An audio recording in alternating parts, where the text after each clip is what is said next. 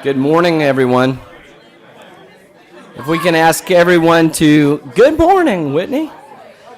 If we can ask everyone to find a seat, and if you haven't gotten your coffee yet or your Danishes, just go ahead and move over there and get one.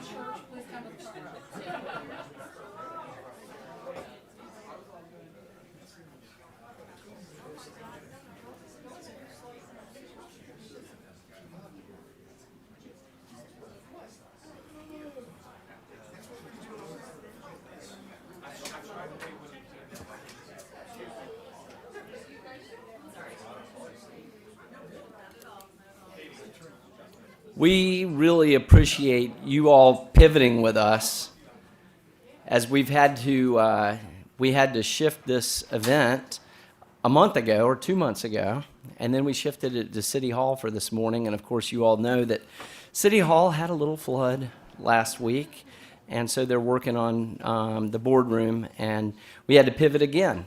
So thanks. It's a little tight, but hopefully you can hear well. Can everybody hear me in the back there? What? Good. What?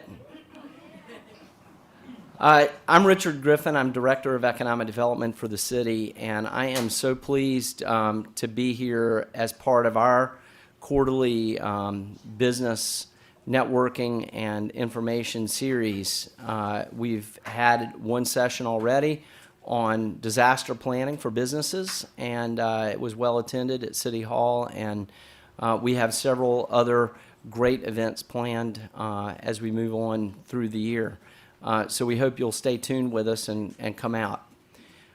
We think that it is important to, at least once a year, let everybody kind of know where the city stands, where we are in comparison to our peer communities, and also how we're doing in terms of business numbers and development opportunities. And so this is our opportunity to share our story. But we don't want it to be our story alone. We want you all to ask questions. If at any point during the presentation you have a question, I would really appreciate you just sticking your hand up, and we'll try to answer it. I will take all the easy questions. Mary Ford Nail will take all the hard questions. And, you know, I have to start by saying that, it takes a team. I've been away for most of the past month dealing with a family issue. I lost my mom. And in the wake of me being gone, the team just kept everything rolling, and they did a fabulous job doing that. And that's what it takes, right? It's family. And I know each of your own businesses are like that, where you take care of your employees and you take care of your family away from home.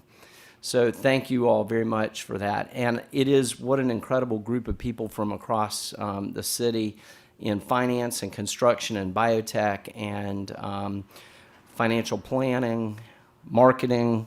I'm looking around, workforce development. I do want to recognize two people that are here in the room with us this morning that are from the state. Tamar Osterman is our representative from the Maryland Department of Commerce. Tamar woke up and hadn't had her coffee yet this morning and was really giving it to me first thing. And also I wanted to recognize Christy Butler. Christy, where are you? Christy represents the Maryland Comptroller's Office, and we appreciate you being here this morning as well. So this is our economic overview of the city, and I'm going to walk you through a series of slides. Hopefully the technology works. It looks like it is.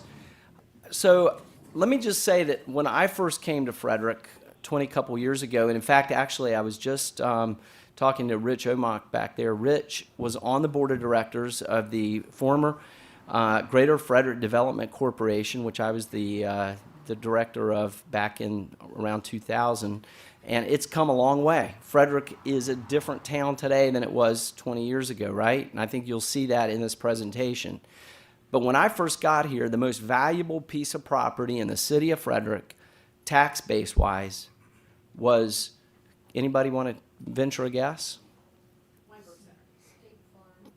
State Farm is a good guess. That was pretty close. I think it was number 2 at the time.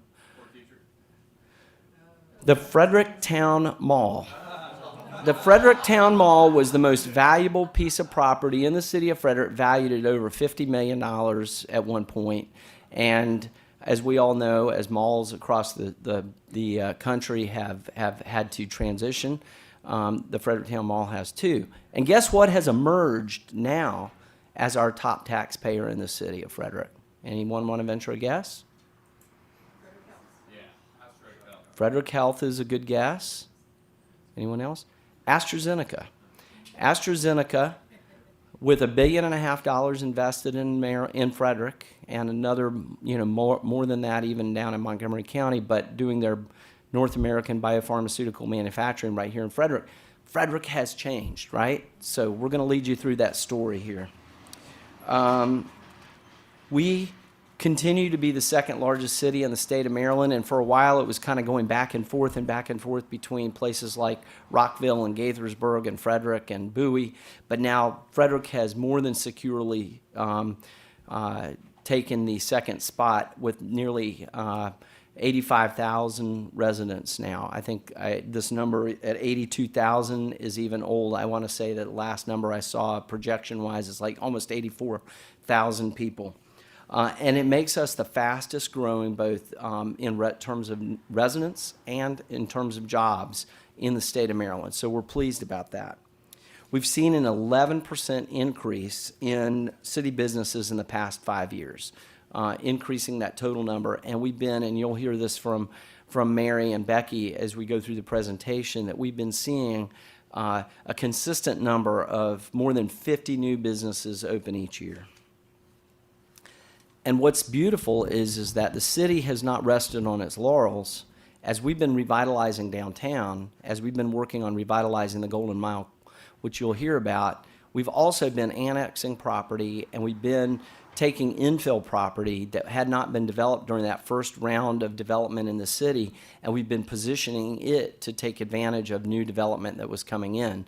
So we now have a pipeline of over 8 million square feet that's in the development pipeline, and even more that is raw land that is available for the future. And what that means is that the city is going to continue to be able to grow jobs for the foreseeable future, and that's really important. You don't have to travel very far away from Frederick to go through towns that simply have not been able to pull that together, right? Where the cities have died, where the cities are collecting dust, and the other areas around it maybe are the blossoming areas. Well, Frederick continues to be an economic engine, and we're going to be that for many, many years to come. So I think you all know the dogs and cats that all call Frederick home. And I don't need to go through the list, but it's an impressive list. I was just at the Bio International Trade Show, and when I would sit down with scientists or entrepreneurs or businesses from around the country, everybody knew Frederick. And they didn't know Frederick because of Frederick. They knew Frederick because of NIH, because of the National Cancer Institute, because of Frederick National Laboratories, because of Fort Detrick and the National Interagency Biodefense Campus. They knew Frederick because of all of these other critical federal and big organizations that are here. So where is Frederick in comparison to, and how do we position ourselves along with the county? So this chart shows you the Frederick's position, and while we're only about 3.5% of the land mass of the county, we contribute sizably to the county's economic base. We're almost 30% of the population. We're about half of the assessable tax base of the county. We have about almost 40% of the number of businesses across the county. About 48%, almost 50% of all the jobs in the county are physically located in the city. Our labor force contributes sizably, about a third of the labor force of the county. And finally, our unemployment rate tracks right along with the county. And again, let me just say that you don't have to travel far from Frederick to find communities where this just isn't the case. And while Maryland is posting the lowest unemployment in the United States and this is the lowest unemployment that it's been since I've been here. That also causes challenges, and that is for obviously making sure that our great companies have the talent that they need every day. And so our workforce partners are working hard on that. And we must be doing something right, because across the country, folks are recognizing Frederick as a great place to invest, a great place to live. And this slide, along with the next, shows just some of the recognition that we're receiving. But I wanted to point out that just a couple weeks ago, Money Magazine identified Frederick as one of the top 50 places to live in the United States based on the economics and the job opportunities, and that's nothing to sneeze at. I think the fact that we're getting recognition both on the livability side and on the fiscal side shows that Frederick is a great option for people and for businesses to continue to invest. I like the one about the best cities in the world for craft beer, according to Matador Network. But the most fun accolade that we ever got, which we don't have up here, is that one year we were named the sexiest suburb in the Washington D.C. area. And I said, well, did they? Thanks so much. Yes, I thought it was just because they had just found out that I lived here, but no. As it turned out, I don't know. We didn't hold that position very long. Because of all the craft beer. Exactly. So our key industries. These are the things where. Now there are people doing a lot of interesting things in a lot of different industries, but these are the areas that we focus on in the city. And I want to point out that the one other area that the county focuses on that we don't, and Katie Stevens right here in the audience with us from the county, raise your hand, Katie. Katie's the new head of the new agricultural, what's the name of the department? Office of Agriculture. The Office of Agriculture for the county. And they are all focused on everything related to trying to help drive and innovate agriculture here in Frederick County. But that's an industry that they focus on that we don't. Otherwise, pretty much the industries across the city and the county are very similar. And I don't think any of these are surprising to you. When you look at life sciences and you talk about the 130 life science companies that are now in our area, along with the advanced manufacturing at places like Stoltz and Wilcoxon and other places here in the community, healthcare, social assistance, tourism, technology. When we look at where jobs are coming, believe it or not, we're posting big numbers in professional and scientific jobs, which is a tremendous thing. That's where we want to see jobs, because those are good paying jobs. They have great benefits, and those are clean technologies that we want to continue to attract to our community. There is a book that each of you got today, a little pamphlet, a flyer that has key industry overviews, and so you can look in that and get a little more details about the industries and who makes up some of those industries. But I just want to bring your attention to the fact that that's there as a resource. Additionally, I think it can be found online on our website, and if it's not there now, I'm sure it will be soon. Our mission, simply put, is to increase and sustain economic opportunities in the city of Frederick. And there are a whole lot of ways that we do that, and we're going to go through some of those. But I wanted to introduce the team that makes that happen every day. Mary Ford-Nail is our manager of economic development, does a fantastic job. Most of you know Mary as the face of economic development, and she's out there every day pushing and hawking all the resources that we have for the city, as well as the opportunities. Becky Kaler is a business development specialist with us and does all of our social media and manages a lot of our small business connections and resources. And then finally, Donna Goff in the back there at the doorway, guarding the door, has been the front door face and telephone voice of the Department of Economic Development for many years and manages our offices for us. Thank you, guys. So economic development is a team sport. Did anybody read this month's issue of Business E-News that just came out? It's our online newsletter. Do you get it? If you don't get it, you can sign up, and we'll be happy to put you on the list. It does monthly or bi-monthly show all the things that are occurring in the city economic development-wise, and I think it's a good, summary of things that you might be interested in, want to know on a routine basis. But in that, I stated that in 1982, Michael Jordan and the UNC Tar Heels won the national championship. I just happened to be graduating from high school about 15 miles away, so I knew a lot about that. And then Michael Jordan went on to win a number of NBA rings, right? He was an incredible player, and his quote was that talent wins games, but teamwork and intelligence wins championships.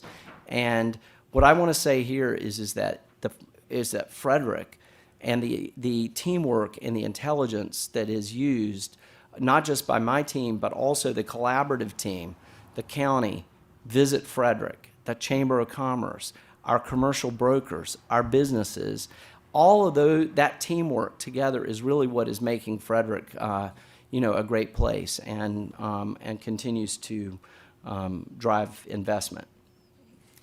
So we're going to talk about the economic development strategies, and I'm going to invite Mary to come up and walk you through business attraction and business retention and expansion.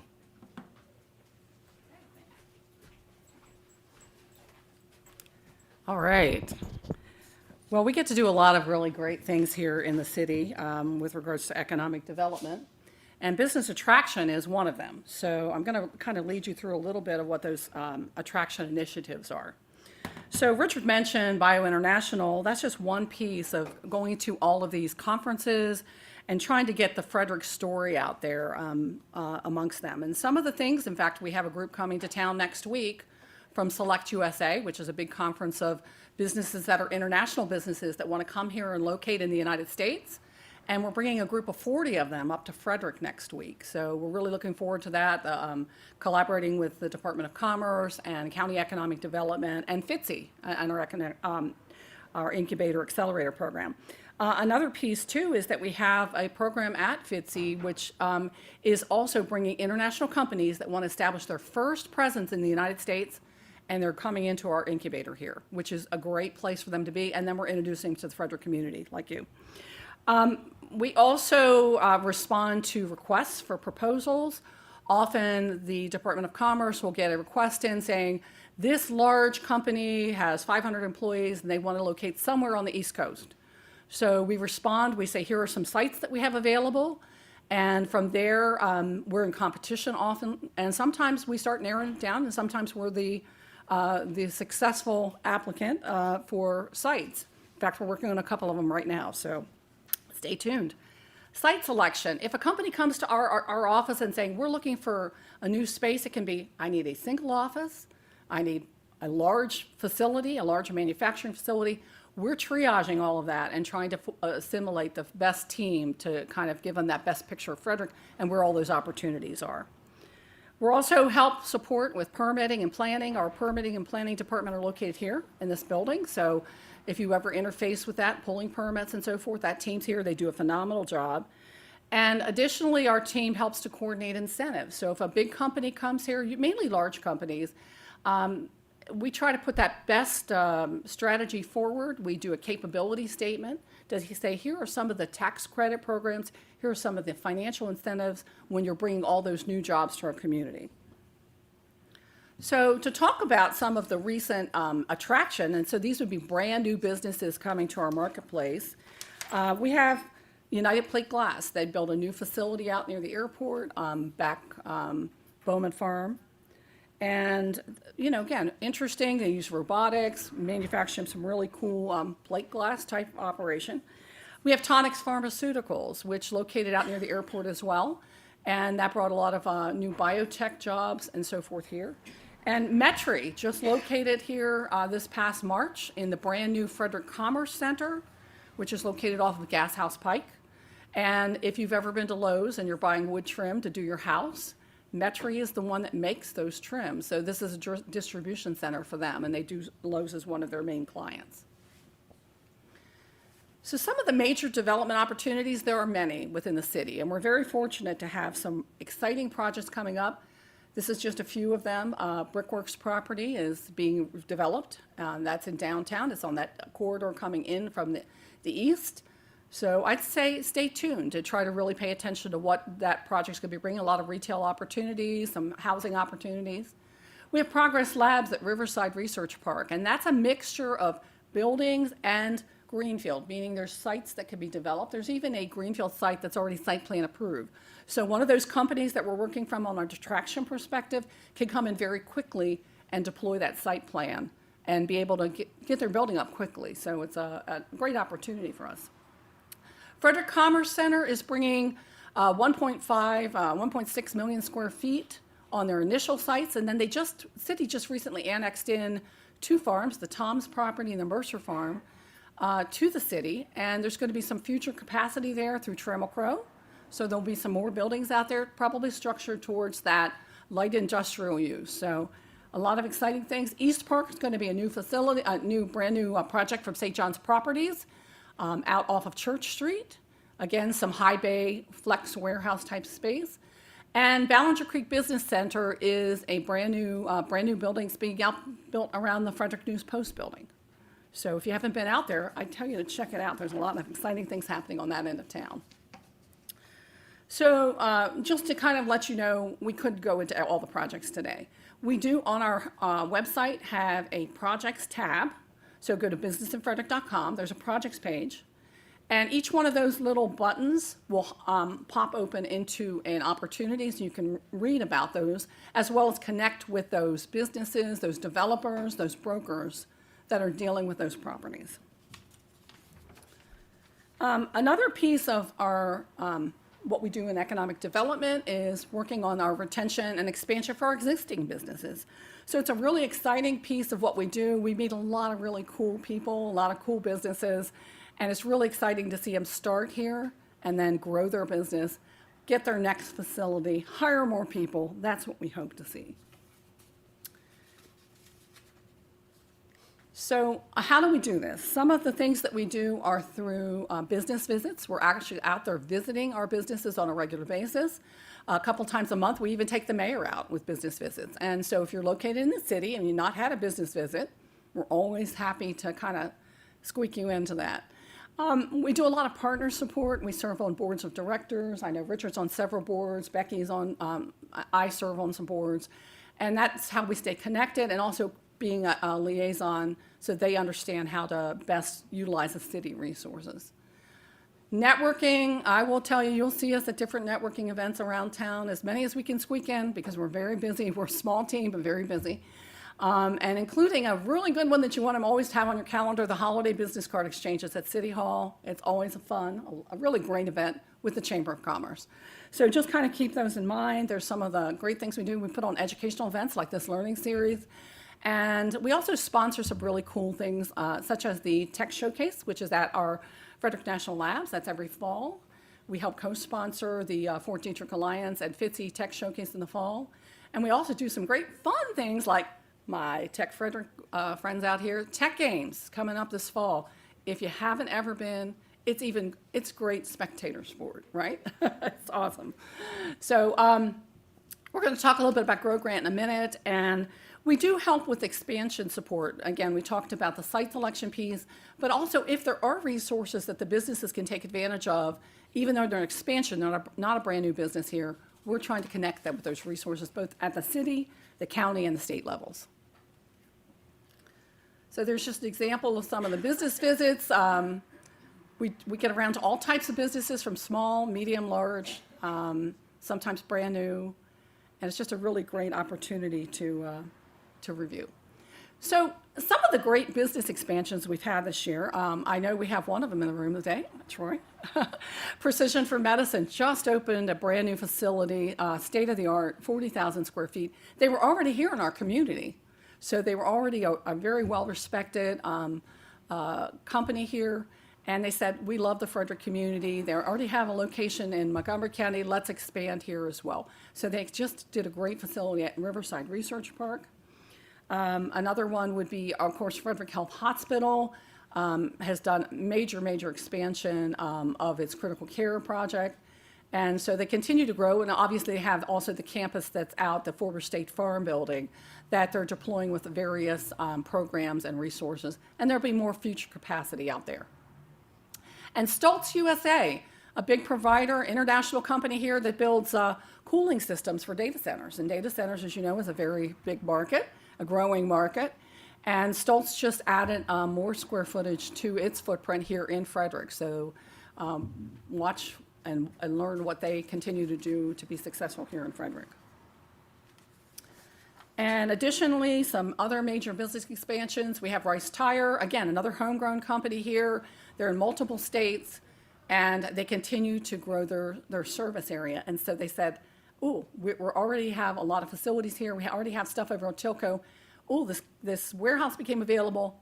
Let's expand here. So very excited about that. Abercrombie Benzold is one of our manufacturers here located here in the city. And again, they did a recent expansion. And Showtime Sound, you know, they provide show support all over the country, even technicians all over the world for acts that are touring acts. And they just grew from maybe a 10,000 square foot facility into this over 30,000 square foot facility. So really exciting to see some of our local businesses continue to grow and support and grow jobs here in Frederick. Oh, let me go back one. And here's a couple more just to kind of keep on your radar. Biofactora grew out of our incubator program, has been landing lots of major contracts, and they are getting ready to do an expansion. It's in process now for an additional 12,000 square feet, and that's over at Riverside Research Park.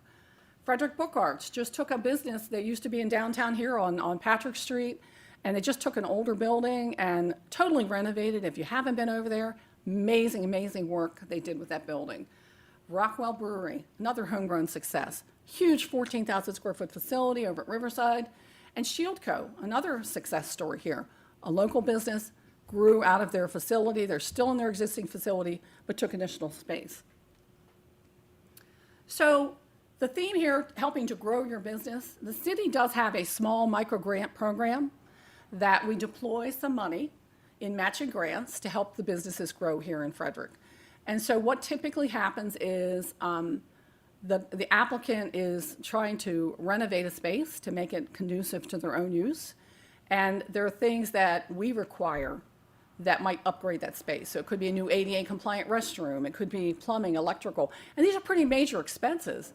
And we are able to deploy up to $10,000 in matching grants. So some of the projects you can see we did over 10 grants last year, over $90,000. But the impact is, what's amazing is how much is invested in our community. These projects totaled almost $5 million in value to our community. And so it's a program that we're going to continue. It's been funded again for next year, thankful to our elected officials, and we'll be able to start deploying some new grants as of July 1. So, and I think also just to kind of point out, in addition to those, here's a couple of samples of the types of projects that were funded, everything from Goji Go out on the city's west end to brand new space for Dahlia Noir, a space that had been sitting vacant for a while. Blackhawk's doing this really great, cool rooftop bar. If you haven't, you'll be able to check it out soon. And even Idiom Brewery just added a kitchen. So it can be building out their spaces.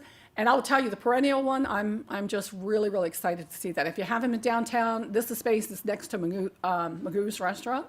Go check it out. It's transformational what they've done with that space. We have brand new restaurants coming in. The gentleman there that has Jollof on Point had catering business first. Then he wanted brick and mortar, so this is the brick and mortar. And of course, Union Mills Public House, a phenomenal opportunity that they took that part of the Union Mills building and have turned it into event space and even expanded it within that event space. So I'd be remiss if I didn't mention that we have this great program called Frederick Buys. And how many of you know Gerard Bowen? He's very well connected in the community. So often we have people say, well, I want to do business with the city of Frederick. We help within the city of Frederick. they can help with how to do business with the city of Frederick. So if you're not registered, we have a portal that you can register as a vendor. And if you want to learn about those opportunities within the city, Gerard and our procurement team can help you with that. So just make sure that you get connected with them, and we're happy to make those connections for you. So now I'd like to call up Becky Kaler, who's going to talk a little bit about that entrepreneurial work that we do with those startup businesses. Becky? Hi. So actually, to kick off the next prong of economic development, our entrepreneurial assistance, I'm going to play a quick video that you may have seen if you've been to a warehouse in the past year. It plays before all of the movies. It's just a fun community outreach project that we did with some local entrepreneurs, encouraging the next generation to reach out to our office for resources. So, Do you have a business idea that's been brewing? Maybe this is a sign. To take it for a spin. Building a business takes hard work. But you've got a culture of support around you. So, create a new reality. Unleash your business potential. The results could be so sweet. Contact the Department of Economic Development for information and resources to start your business. So as the video concludes, it points people who are interested in starting small businesses our way, and that's a lot of what we do on the day-to-day. There is a lot of interest currently in starting small businesses. This year alone, we've met with over 100 small businesses in the startup process. We have a guide both online and in print that we hand out at events and at City Hall that walks you through the process from planning to finance, the permitting, et cetera, all the way down to the open. It's in English and in Spanish, but we really like when people come in and meet with us because there's not a one-size-fits-all for starting a small business. Definitely our conversations that we have with restaurants are very different than the home-based graphic designer. So when we meet with them, we just kind of run through where they're at in the process, what they're hoping to do, and then help make sure that they're taking advantage of everything that there is to take advantage of in the community, making sure they're asking the right questions when they're finding a space, making sure they're anticipating their timeline appropriately. So just trying to make the process go as smoothly as possible. So this is my shameless plug that if you know someone who's trying to start a small business, please send them our way. And we like to think of ourselves kind of as the local librarian of resources to make sure they're on the right track. And we through this process, lean very heavily on our partners. We have 3 partners locally. I think I saw Karen here. Hi, Karen. She's with the Maryland Women's Business Center, but we also have the Small Business Development Center and SCORE Mentors, and all 3 of those organizations offer one-on-one counseling for the business planning aspect of the startup process. They also offer in-person classes, online classes, and networking opportunities. So they're a fantastic resource we love connecting people with. Another great local resource, Mary alluded to them earlier, is the Frederick Innovative Technology Center, Inc., FITCI. It's our local incubator and accelerator program. It's a 70-member strong organization that's consistently been one of the largest in the Baltimore area. And it's actually just getting larger. They're in the middle of an expansion project currently it's called The Edge at 321 over in Ballinger Creek, or Ballinger Center. It's going to be a 30,000 square foot facility with a 4,500 square foot conference center. And the great thing about FITCI is they have the office spaces, they have the entrepreneurial wraparound services, but they also have wet labs. So it really opens the door for those life science startups in a way that's very unique. We also, in the same vein of it's not one size fits all for all entrepreneurs, we sponsor some programs that are a little bit more specific and targeted to different needs. One great program we have is the Food Business Entrepreneurship Program, which I think someone from FCC was here. There he is. So we partner with FCC and the Frederick County Office of Economic Development, and that is a free curriculum that helps people. Just because you're a really good cook doesn't translate instantly into knowing how to do the food service piece of that. So it's helping people who are going to be great future businesses, but trying to get them through that curriculum of understanding what the food service management and the business component of having a restaurant or a food truck, or last year we even had someone who was doing a honey-based alcohol mixer. So really cool projects. We've had over 50 participants in the past 2 years for that program. Then we have She Pitch, which is a partnership with the Frederick County Chamber of Commerce, and Maryland Women's Business Center also helps out with that as well.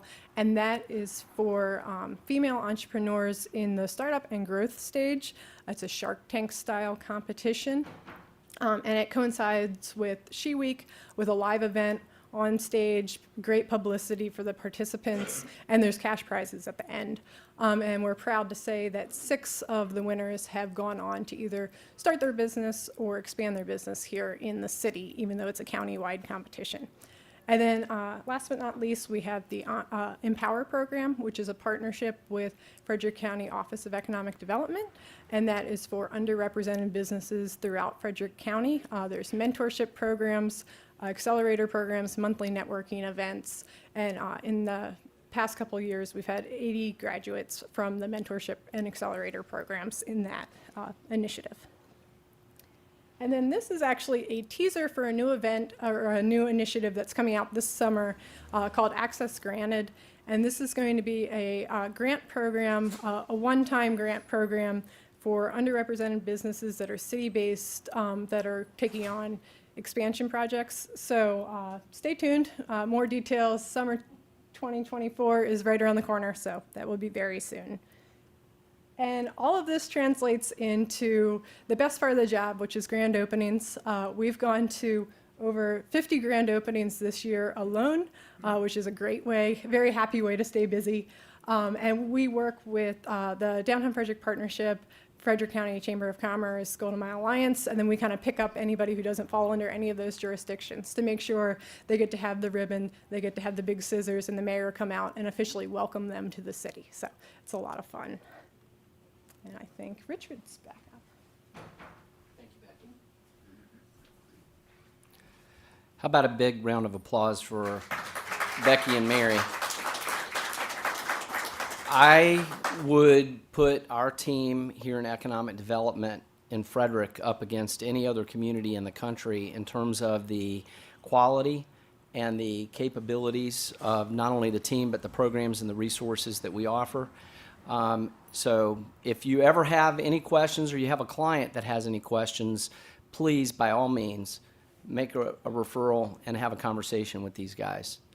So we're going to talk a little bit about neighborhood development because obviously adaptive reuse, redevelopment, infill development, brownfields development, all of these are really important to a community our age. So there are a few things that help us navigate this. Obviously, the Main Street program, which is through the Downtown Frederick Partnership here in downtown. They're an organization that really focuses on implementing the principles of the National Trust for Historic Preservation's Main Street program, and they do a fantastic job of it. I think there is no better advocate for downtown Frederick than for any downtown in the country than the Downtown Frederick Partnership is for downtown Frederick. So, and I know many of you have been involved over the years with that organization. But we also get a lot of resources from the state, and our state partnerships and funding, both in terms of facade grants that we roll out from the Golden Mile to East Frederick through downtown, as well as strategic demolition, streetscape improvement, brownfields grants. All of these are things that help businesses cover the gap when we're talking about adaptively reusing an old building, right? Adaptively reusing a building, an existing building, is not always the easiest. Sometimes the life safety, sometimes the handicap accessibility, sometimes, just the parking alone, or those things are not always compliant with current code or the way that we would build something new today. But it's that quirkiness or that uniqueness that also makes those very exciting spaces for businesses, right?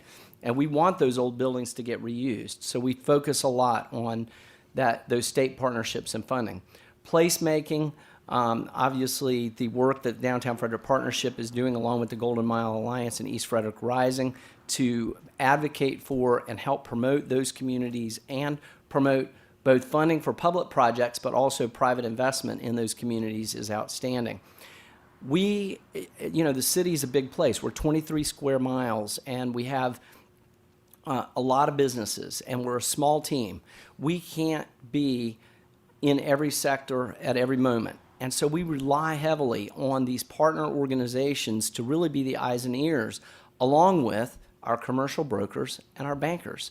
They are very often the front line. They're the ones hearing from clients or from organizations that have needs, and then the referrals going on, and we can help with the resources and the activities that the local government can assist with. And then finally, there's a lot of catalytic projects and infrastructure from Carroll Creek Park, obviously downtown. We're going to talk about the downtown hotels, parking systems, and even our municipal airport. So Downtown Frederick Partnership, I think you all are very familiar with a lot of the activities that organization does. And it's everything from events to programs and even projects. Like they have the 7th Street Fountain Project going on right now, where they're going to try to enhance and improve the 7th Street location into a more of a visual and appealing location. And fire suppression for old buildings, interior renovation of buildings.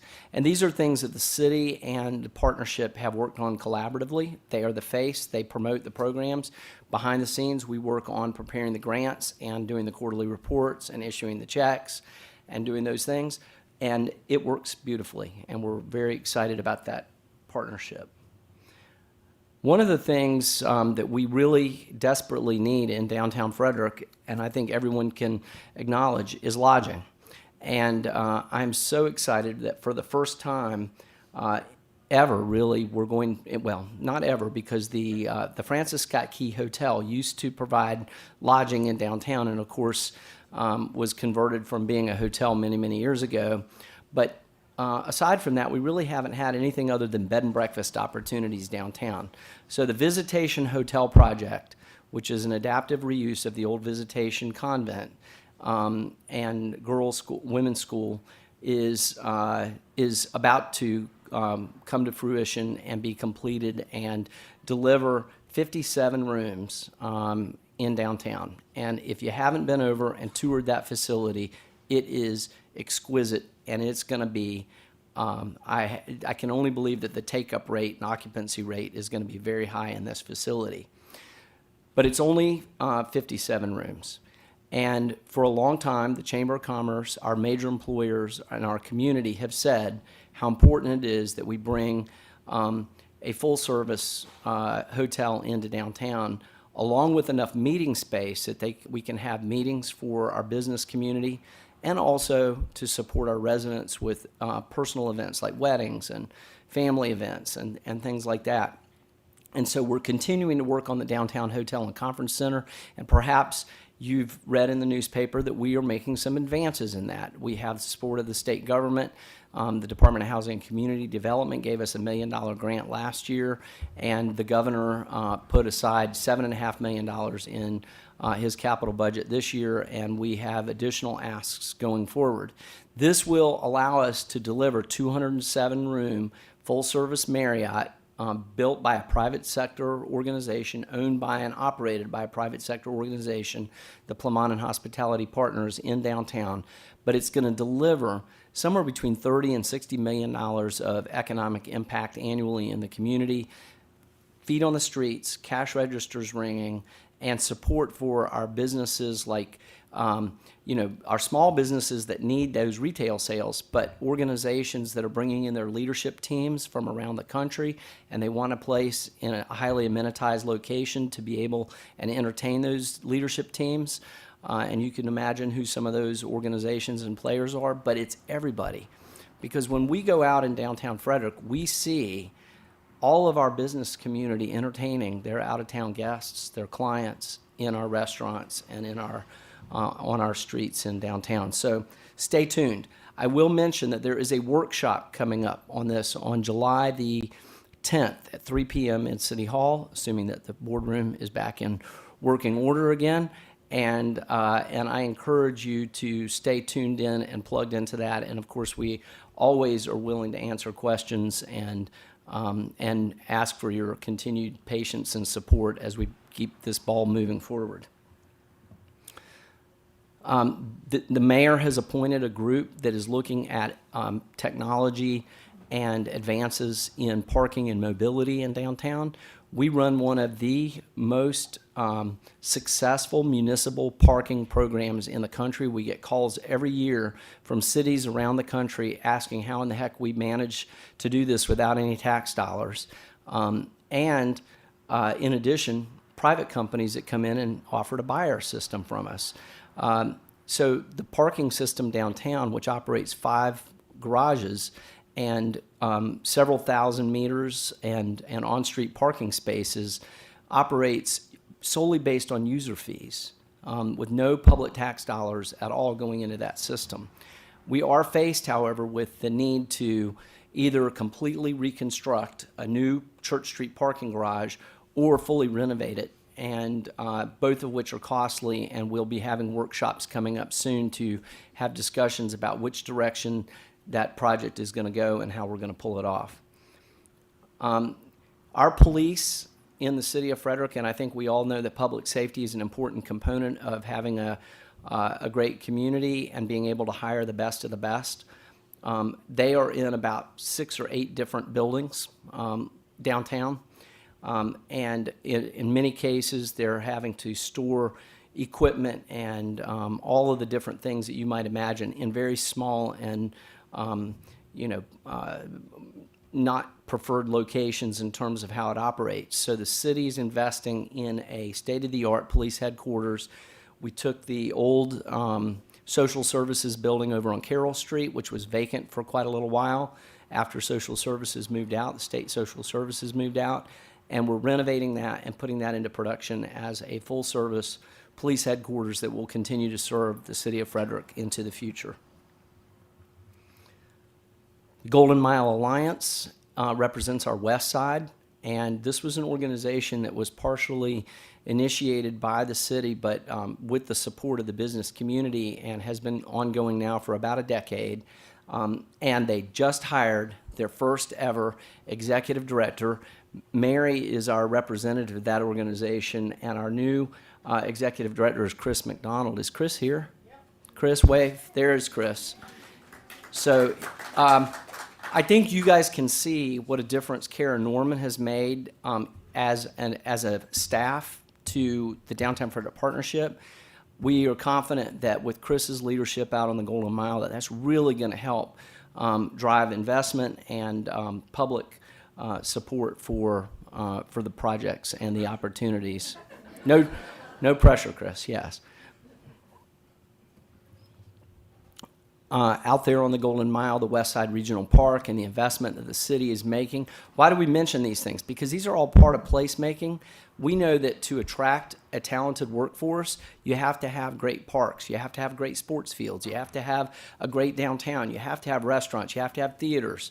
And all of these things play in together, including the need for a library on the west side as well. And so the city is working collaboratively with the county to identify a site and to place a library on the west side. And again, these are going to help transform and make the west side as vibrant a place as it can possibly be over the next decade. District 40, which is the new name for the old Fredericktown Mall, is remaking itself as an entertainment venue. First with Warehouse Cinema. I think you've read that we're getting the new bowling alley. That's the old Terrace Lanes when it went away to make way for an apartment project just a few blocks from here is going to move out there. And then recently, I think the newspaper even reported that Spinners is going to move out to District 40. And so there's still even more opportunity out there, and the owner is trying hard to lease it up. Westridge Shopping Center is deciding rather than to continue to keep the traditional model of just a strip shopping center, they're going to take down half of that shopping center and they're going to put multifamily on that site. So now all of a sudden, for the first time ever, you've got people living on that site who also can shop and be right there and walk to different venues. And that changes the dynamics from an automobile-centric location to now becoming more of a pedestrian and walkable and multi-use community. And that's what our long-term strategy and our long-term plan for the Golden Mile is, along with going vertical. Over time, we'd like to see more vertical development out there so that everything is not horizontal in one story. East Frederick Rising has really turned a corner. Is anybody tuned into and watching their social media? I mean, they are doing a great job really pushing out information about East Street, about the brickworks, about all the development that's occurring on the east side, and encouraging residents and businesses to get involved. And they are very focused on supporting and advocating for the Rails to Trails project over on the east side, along with the new form-based code program. And form-based code is just simply put as a tool in the planner's toolbox that allows them to identify what we want things to look like out there and focus more on the form than on the what, so that we're less focused on what's going in the building and more focused on what those buildings are going to look like and how they're going to act in response to the needs of the community. And this allows developers to come in with more surety and know what they can build and what they can't build out there. And then, of course, East Street redesign with trails and sidewalks and all of the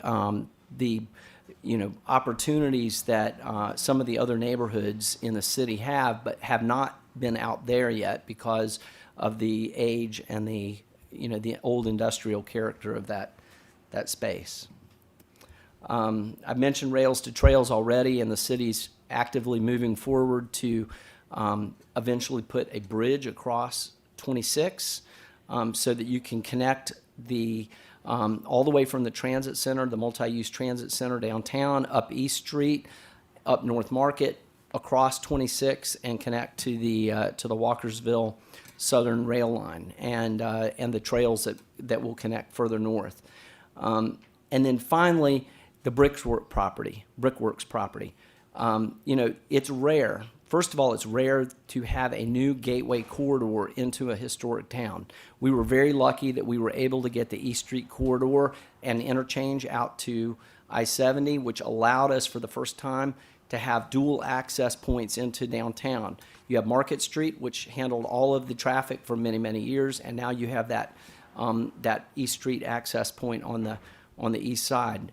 And the Brickworks property, 65 acres, now tucked in between East Street and I-70, has so much upward potential, and Greenberg Gibbons has been working on, and of course it's been in the newspaper, their designs and their concepts for what they're planning to build out there, their master plan. And so I would look to start to see some of that start to emerge over the next year or two.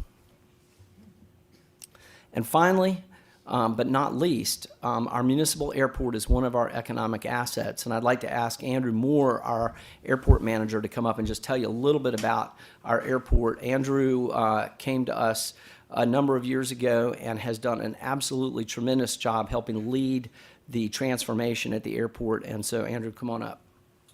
Thank you, Richard. Hi, everyone. Andrew Moore, airport manager. Sean Dempsey and myself, we manage Frederick Airport. You can see here an aerial image, and you can see the land mass in the city of Frederick of 600 acres, about 600 acres. You can also see the fairgrounds in there for some size perspective. So we're a substantial part of the city. Most of you probably don't look at the airport as an economic driver, but it actually is, and I'll explain to you why. And that aerial image was taken from a homegrown aerial surveying company that is now nationally owned and still based at Frederick. The beautiful thing about airports is this is our main runway 523. It's about a mile of pavement by 100 feet wide. When you build a mile of pavement, you have access regionally, nationally, and even internationally with that one mile section of pavement. So when you compare it to interstate highway systems that are miles and miles long, they require a lot of maintenance, seems to be a pretty good deal. So this is a very common question we get. What is general aviation? Because we differ from BWI or even Hagerstown. This image explains it the best that I ever could. So general aviation is everything that is not military and it is not ticketed airlines. So that goes from commercial balloon operations to a commercial charter operation in a jet that usually businesses or personal use. So this is the best way to describe what we do and how we do it. So we're set up to be a reliever for BWI. We take some of the commercial traffic off of BWI, relieve congestion, and they run it out of Frederick, and they have better access. The reason we say businesses love airports is because it's an access point to the community. So it gets you out and it gets you in, and you can fly anywhere at an expedited rate at 500 miles an hour. So for businesses that where competition is extremely important, aviation comes into play with very specific uses to be able to get to wherever you're going quickly, be the most competitive you can, and get back out and conduct that business. A couple examples. Locally, Wright Manufacturing gets their sales network. They fly around the country, they pick them up in one day, and they drop them off right here at Frederick. One of the examples that I believe we had David Trone up in the office that day, and I could not have arranged for a better situation. David Trone is up in the office. Wright Manufacturing has their product line right outside of our office. We can look down at them. Their jet pulls up, and their sales network looks out at their brand new product line. They're able to mow with it on our grass, able to meet at the airport and talk about their product, and then they fly home and everybody's in their beds that night.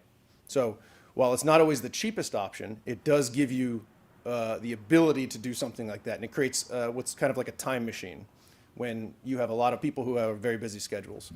Danfoss Engineering is another company. They're Denmark-based, and they flew around the country to different U.S. cities.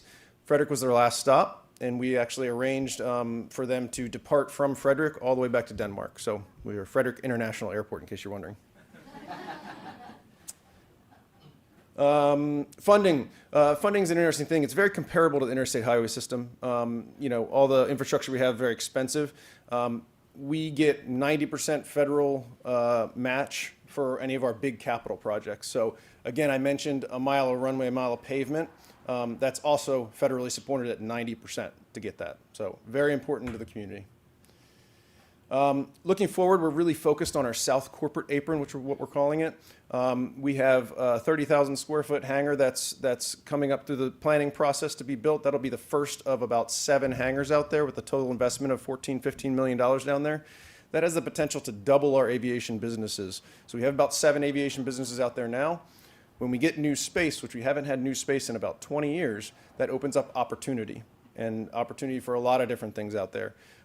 More operations, possibly cargo, a bunch of other things. So we're really excited about that. We have multiple parties interested in building T-hangars as well.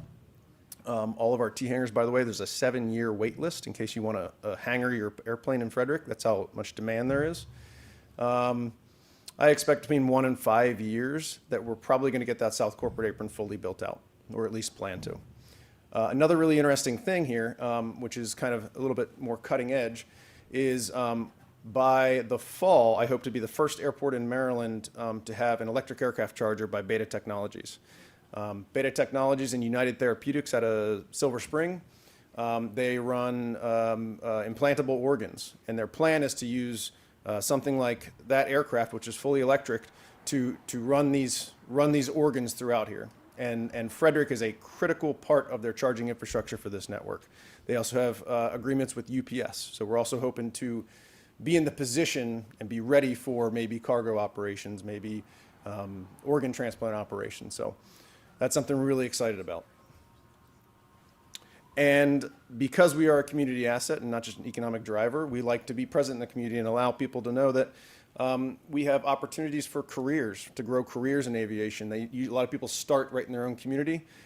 Trooper 3, for those who could care less about aviation, I usually tout that Trooper 3 is the best thing we can provide this community, is having them right here, based here, to get you where you need to be in some of the worst hours of your life.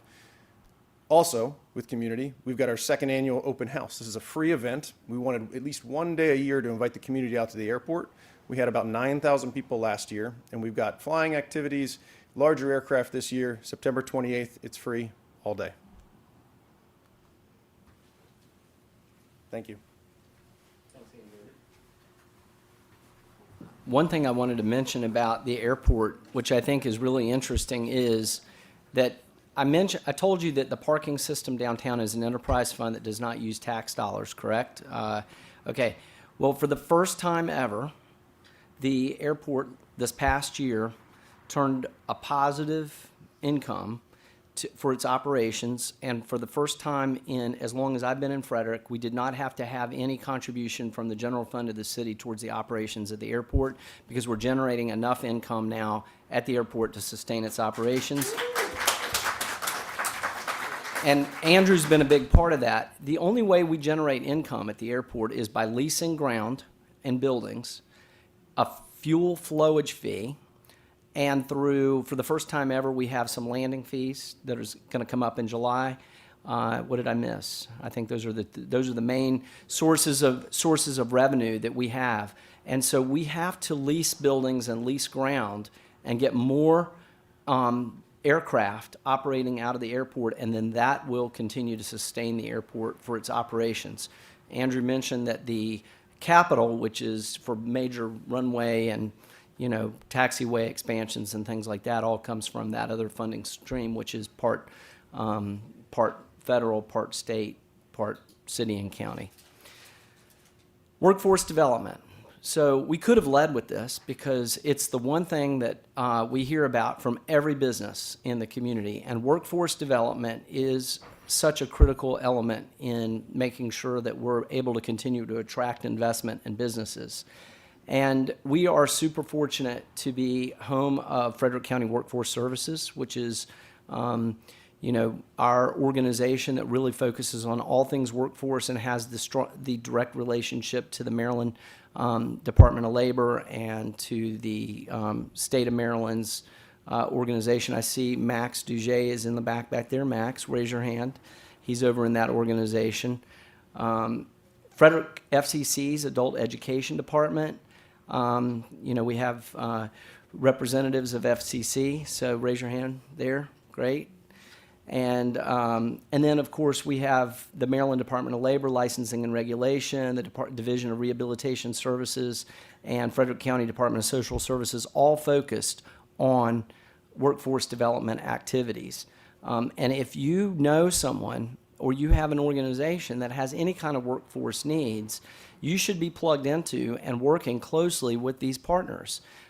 They can do everything from helping you source workforce and vet potential employees to also helping reposition workers that might be transitioning from one career field to another career field. And that's exactly what Biotech Boot Camp does.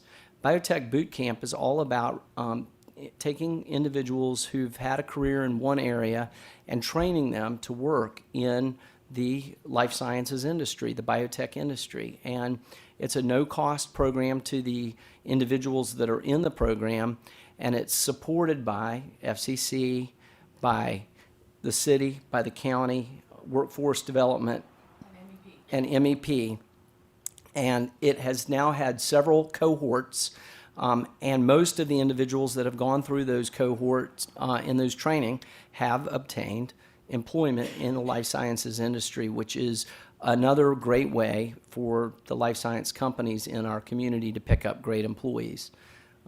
Additionally, I should just point out that this program did get an award from the International Economic Development Council.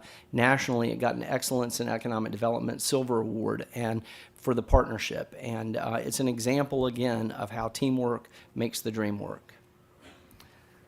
The Good Jobs, Great Cities program, a year ago, the city applied, along with over 250 other cities across the United States, to the National League of Cities and the U.S. Department of Labor to be included in the Good Jobs, Great Cities program. And I'm pleased that we were selected along with 16 other cities in the United States to participate.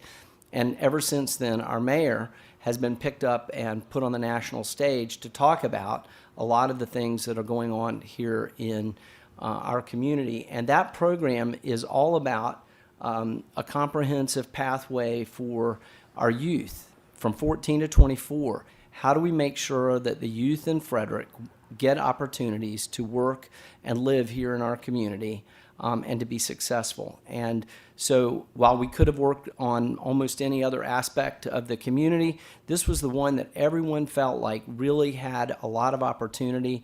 There was already work ongoing by organizations like the Osherman Family Foundation, FCC, Hood College, and Frederick County Workforce Development. And so by wrapping all those things together under a single umbrella here in the city, we have joint meetings. We are jointly working on initiatives together, including building the first ever full youth center here in Frederick, a collaboration between the Osherman Family Foundation, the county, and the city over on Scotty's Bus Lane. I was just about to forget that name. But the whole point is that we're going to get youth that are coming from a wide variety of backgrounds and needs going through a system and hopefully getting meaningful and gainful employment through everything from apprenticeships, internships, both at the city and with our employers across the community. And if you want more information on this, we can get you more information on how your organization can be a part of and support the Good Jobs, Great Cities program. I mentioned when we first started staying connected. We have a monthly newsletter, and I hope that if you don't get that you'll let us know that we can add you to that list. But in addition, you can always sign up for the city's free press release distribution service, which you can sign up for online. We have our website, businessinfrederick.com. And, of course, you can schedule a meeting to come in person or online. So, please do follow us on social media. And if your company is doing something innovative or interesting, we also have PR Frederick, which is an opportunity to put your best information about your organization out there to the national and international media. That's our story. We're sticking to it. And now we have a few minutes. We have about 20 minutes, and we can answer questions for you. Oh, I remember one thing that I wanted to say earlier about the Downtown Hotel Conference Center, because I was talking about the support from the state. That project is a nearly $100 million project. 70% of that is being lifted by private debt and equity. It's the remaining 30% in terms of land, parking, and infrastructure that requires public assistance to make it happen. So I didn't want to leave the impression that it was a public project. It is a private project, and the majority of it is being lifted by the private sector. And with that, I'll open it up for questions. Anything? Yes, sir. More for Mary. You touched on the GROW grant. When, I know you said July 1, when do applications start? They can apply now. And that's strictly through our website, it's an online application form. The question was about the GROW Grant program, and you can apply. It's a rolling application process. You can apply anytime. We are pleased that the mayor and board approved a $25,000 increase in that GROW fund for this year. Any other questions? See you, John. I was just curious, when you don't have a win on a new attraction case and you hear it's going elsewhere, where is it going and do they say why? I'm just curious what you're learning from that process. Yeah, it's a great question. The question was about when we don't have a win and someone's comparing Frederick to other places, where else are they going? Well, first of all, let me say that sometimes we don't even know that's happened, because a lot of the selection process occurs outside of our visibility. So when big companies are making decisions about sites, they're using information that they're collecting through site selectors, paid folks to help them narrow the sites down. And they're comparing a lot of features of states and communities, from workforce to taxes and utilities, zoning, all of those different things. As we know, Northern Virginia has collected a lot of investment over the past few years. There's no question that Virginia has been attracting a lot of the development that's going on in the Washington, D.C. area. But Maryland still is able to attract a lot of investment, particularly in high technology, life sciences, and of course all of the supportive services around all of that, and anything that requires a highly trained and skilled workforce. We do incredibly well with those types of things.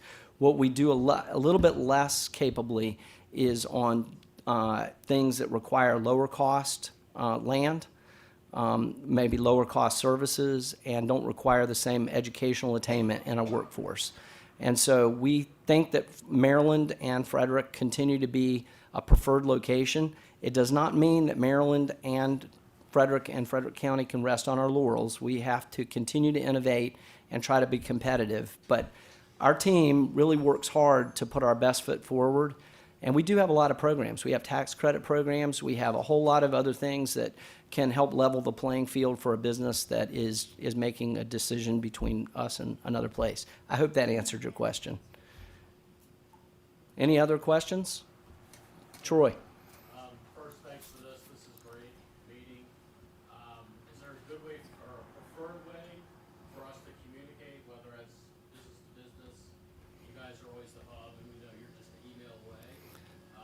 Is that the best way to get in touch, I guess? To connect with our team? Or have this kind of forum? Yes. I mean, we encourage anytime you have a question or a concern. I mean, I picked up the phone yesterday and had a commercial broker who had called me about a concern regarding a business that they were trying to locate in a building. We handle those things on a daily basis, but anything you all need, you can pick up the phone and call the office and or email us, and all of our contact information is both available on the website and in the form. But in addition, our mobile numbers are available, and for any one of our business community, you're welcome to have our mobile number and text or call us anytime. I did want to recognize, we mentioned Gerard and his programs earlier in the program, but Gerard, raise your hand in the back there. Everybody knows Gerard, and he does a great job for the city. Thank you. Okay. Well, I think we'll take the last few minutes and just do some additional networking. Please don't leave us with all the pastries. Take one of those pastries with you, and fill your coffee cups up. And we appreciate you coming today. Thank you. Oh, yes, ma'am. I wanted just to thank you all for the new support that you are giving to the nonprofit organization through SBDC partnership. Now you have an office that is taking care of us nonprofit. Thank you so much. You're welcome. Thank you very much. Okay, thank you all very much.